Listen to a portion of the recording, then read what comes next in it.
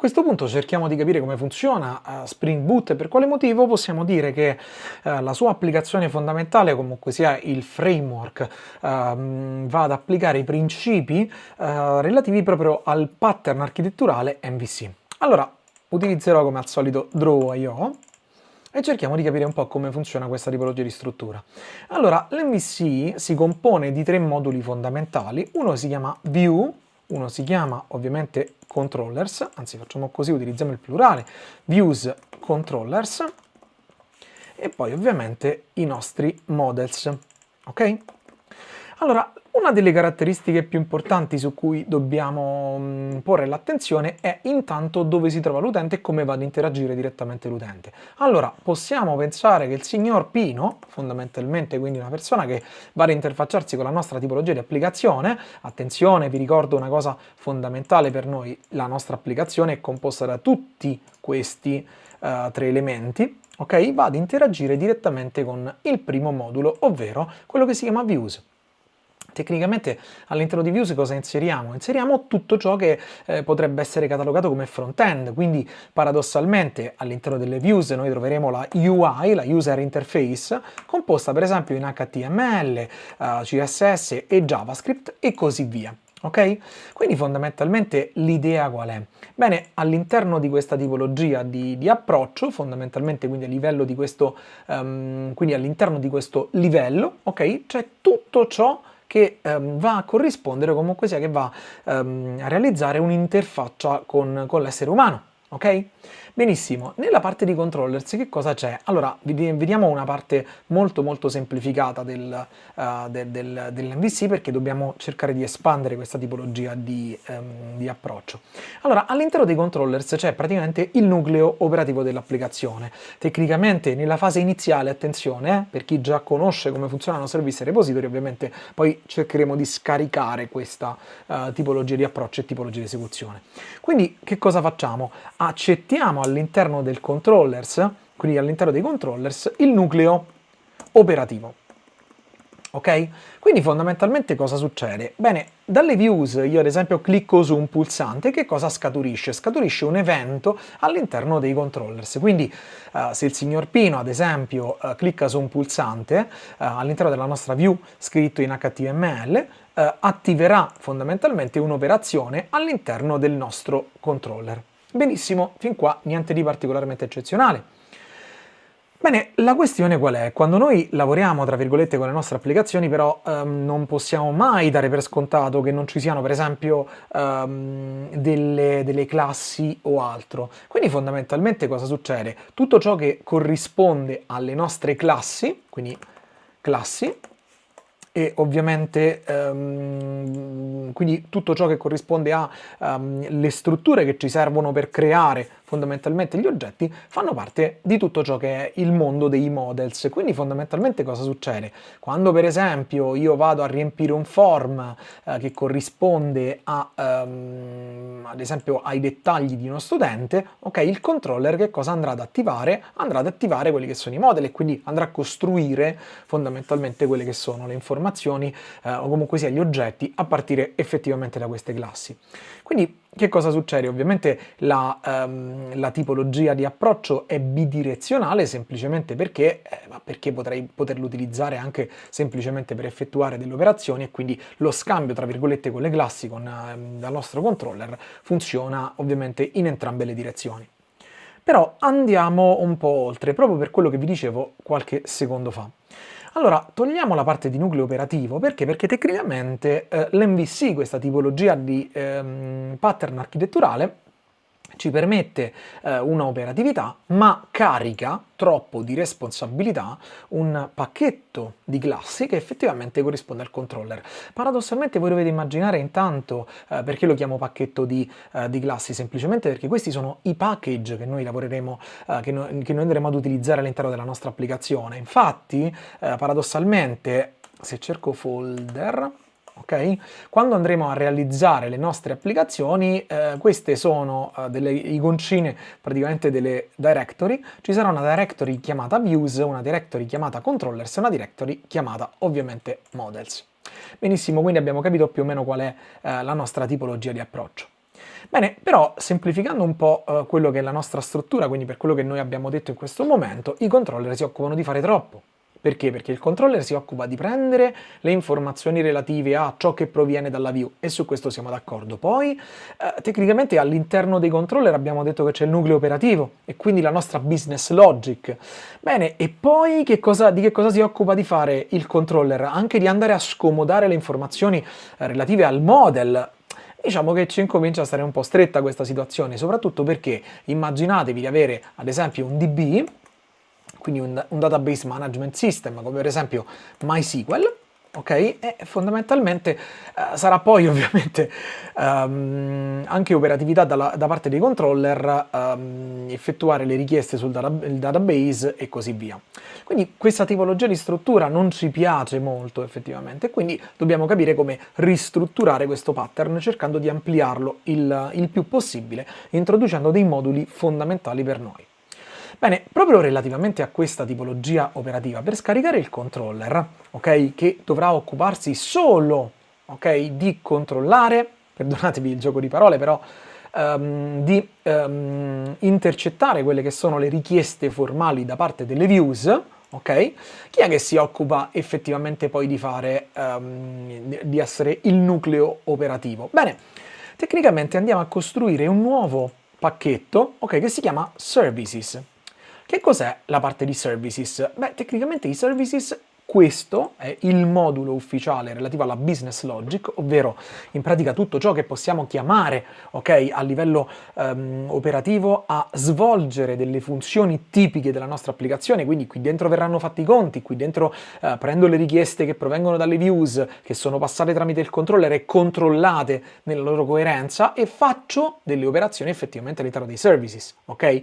Esempio pratico, immaginatevi un sistema di inserimento di uno studente, il segretario inserisce i dettagli all'interno della schermata, quindi della view in HTML, praticamente andrà a scomodare, ad inserire queste informazioni, cioè scusatemi, a trasmettere queste informazioni all'interno del controller, quindi tramite il form cliccando su salva, ok? Il controller si occupa della validità, della veridicità delle operazioni e quindi del rispetto dei requisiti minimi, ad esempio il nome è stato riempito correttamente, il nome, il cognome hanno almeno 2 caratteri e così via, e poi una volta pronto, fondamentalmente, tutte queste informazioni vengono trasmesse al service che si occuperà ad esempio di creare la matricola. Ok, a seconda della data, dell'anno andrà a controllare se è possibile effettuare l'operazione di iscrizione perché farà un controllo sui dati incrociato per vedere se l'età minima è stata rispettata. Capite? Tutto ciò che è la parte operativa, quindi guardate cerco gear, proprio per vedere la parte degli ingranaggi, praticamente viene messa all'interno del nostro service. Quindi fondamentalmente il nostro cuore dell'applicazione effettivamente è proprio questo, ok? Capite qual è il concetto principale? Fondamentalmente abbiamo trasferito, ok, la responsabilità direttamente al service. Benissimo, allora l'idea qual è a questo punto? Bene, chi è che si occupa di andare a scomodare o comunque sia di andare ad interagire con il database? Ci verrebbe da dire, ok, perfetto, fa parte sempre del services. Beh, tecnicamente stiamo applicando, ragazzi, un principio fondamentale della programmazione orientata agli oggetti, che si chiamano ovviamente principi SOLID. Il primo è la S, ovvero Single Responsibility Principle, ovvero il principio di singola responsabilità. Bene, guardate come lo stiamo applicando. Le views di che cosa si occuperanno? Soltanto della parte di user interface. Quindi si occupano solo di scrivere HTML, CSS e JavaScript. Si occupano di computazione a livello di Java? No. Ok? Vanno ad interagire soltanto con l'utente. Perfetto, quindi fanno una sola cosa. I controller di che cosa si occuperanno? Si occuperanno di fare solo e soltanto il controllo, la validazione di dati provenienti dalle views. Quindi si occuperanno di fare altro se non questo? No. Faranno da ponte di trasferimento dati dalle views verso i services, ok? Bene, il service di che cosa si occuperà? Ovviamente di fare le operazioni, quindi i calcoli, andare a fare le verifiche, elaborazioni, ma non si occuperà per esempio di lavorare con il database, perché quello sarà diretta responsabilità di un altro modulo che si chiama repositories. Allora, a che cosa serve il modulo repositories? Il modulo repositories, tecnicamente, è proprio progettato per avere tutte quante quelle, paradossalmente quelle classi, ok? Che si occupano di fare una transizione bidirezionale, ovviamente, rispetto ad ogni singolo dato che noi abbiamo a disposizione sul database. Quindi perdonatemi, sto combattendo un po' con le frecce, però per farvi vedere che le repositories si occuperanno solo e soltanto di parlare con il database. E quindi a chi devono restituire queste informazioni? Beh, tecnicamente lo devono fare ovviamente al nostro service, ok? E quindi perché? Perché il service chiederà le informazioni al nostro repositories oppure invierà le informazioni al repositories, per esempio per immagazzinarle, per salvarle o altro. E quindi capite qual è il nesso? Siamo in una struttura di questo tipo. Bene, ma le repositories quando vanno a querare, quindi quando vanno ad interrogare il database per chiedergli informazioni relative al ho bisogno ad esempio dello studente con matricola AB12345, vanno ovviamente a chiedere al database, ma quando riportano su le informazioni come le devono restituire al service? Sotto forma di oggetti. Bene, ma se noi abbiamo detto che all'interno dei models ci sono le classi, quindi tecnicamente possiamo asserire che models e repositories fanno parte di questo unico grande pacchetto che si trova da questa parte. Quindi proprio a livello operativo, ok, voi dovete immaginare che esistono queste tipologie di elementi. Allora, la parte relativa alle views, ok, si occupa, cerco di mettere delle iconcine perché è un po' più carino, soltanto di effettuare queste operazioni, quindi le operazioni da parte del browser. Bene, la parte relativa al controller di che cosa si occuperà? Di effettuare una validazione, anche se farà molto più che questo, non vi preoccupate ragazzi, poi andiamo a vedere. La parte di services abbiamo detto che è il nucleo più importante della nostra applicazione perché effettivamente è l'ingranaggio, quindi è tutto ciò dove la parte fondamentale per noi, dove faremo calcoli, effettueremo verifiche, validazioni, cioè scusatemi, effettueremo verifiche, estrapoleremo dati, creeremo codici o altro. La repositories, scusatemi, database, si occuperà dell'interazione praticamente con il nostro database, quindi guardate, vado a creare praticamente l'iconcina del database un po' più grandicella, ma è abbastanza dettagliata, va bene così anche, e poi i models a che cosa si riferiscono? Beh, tecnicamente i models lo facciamo in questo modo, lo lasciamo un po' più piccolino, ok, con una linguetta più piccola, classi ed oggetti, quindi relativo all'utilizzo quindi di tutte quante le classi e alla costruzione degli oggetti. Quindi capite ogni singolo modulo a che cosa serve. Bene, tecnicamente quando noi vediamo concettualmente il discorso della strutturazione, tra virgolette, di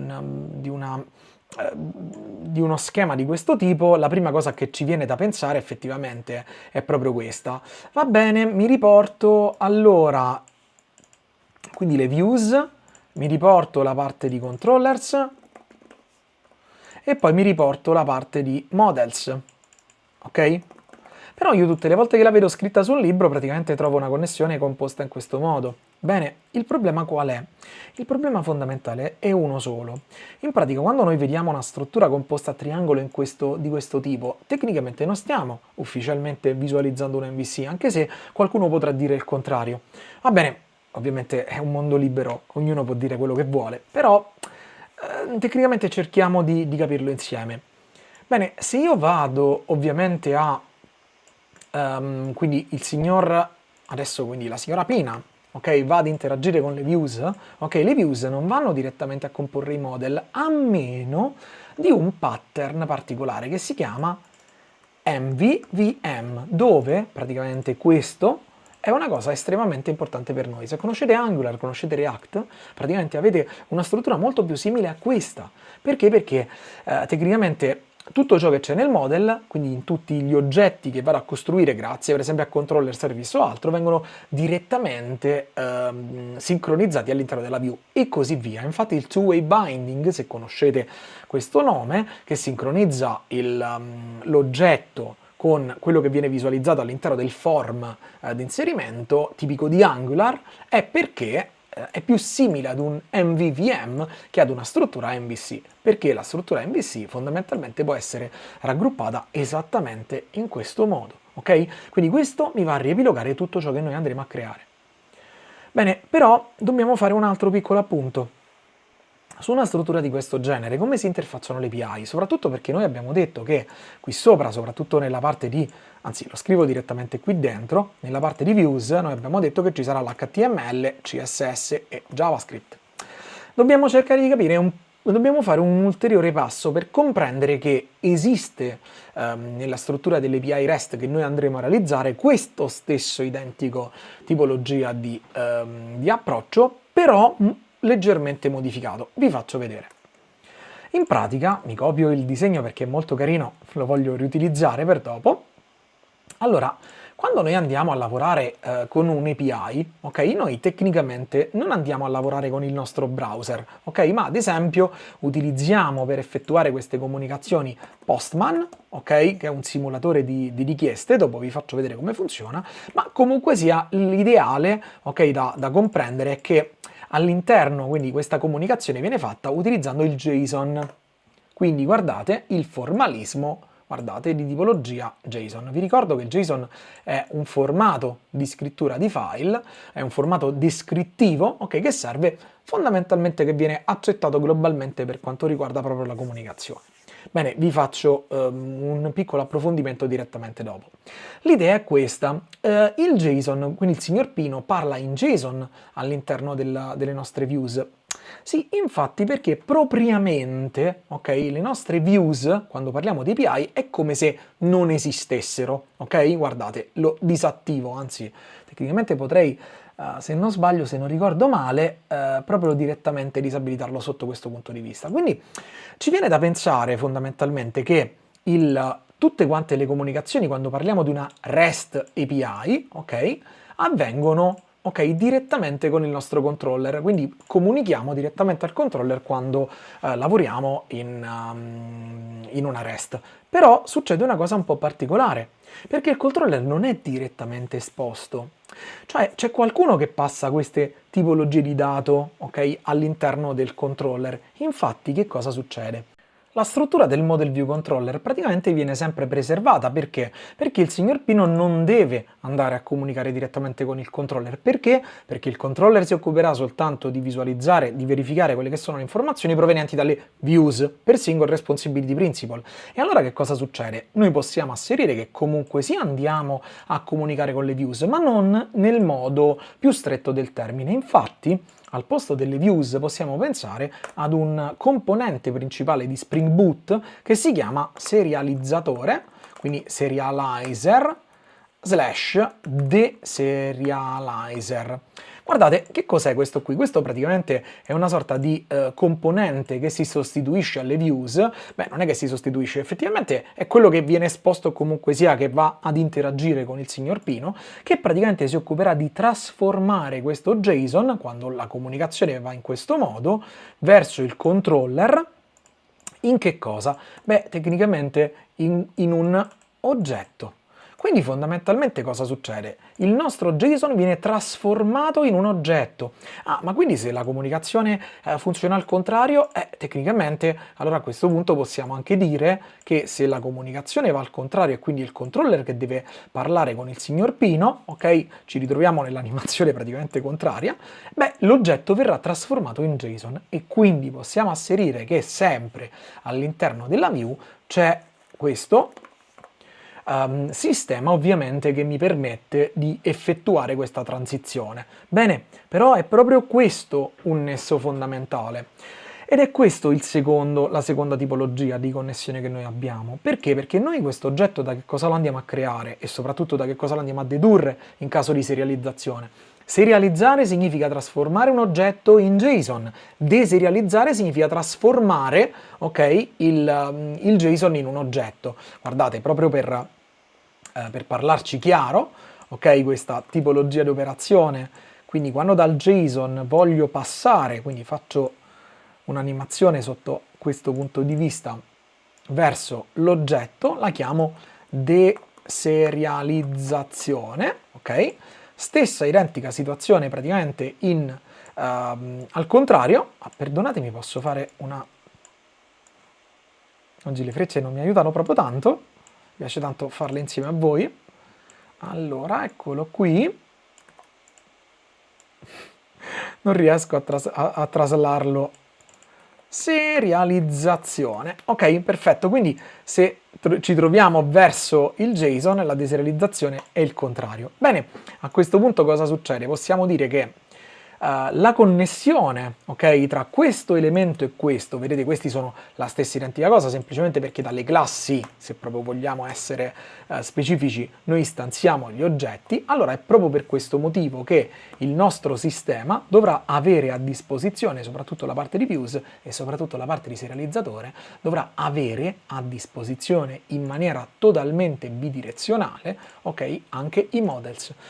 E quindi fondamentalmente a cosa ci siamo esposti? Bene, abbiamo capito innanzitutto come funzionano le API, che cosa viene messo all'interno delle views, ok? Non propriamente identificate come views, ma la cosa più importante per noi è capire che questo modulo, ok, che sembra un MVVM, viene collegato semplicemente perché altrimenti io non potrei serializzare o deserializzare gli oggetti a partire dal JSON. E questa è una cosa per noi fondamentale che ci riporta ad una struttura di questo tipo che non è MVVM, e quindi fondamentalmente abbiamo fatto anche questa tipologia di approfondimento su questo elemento.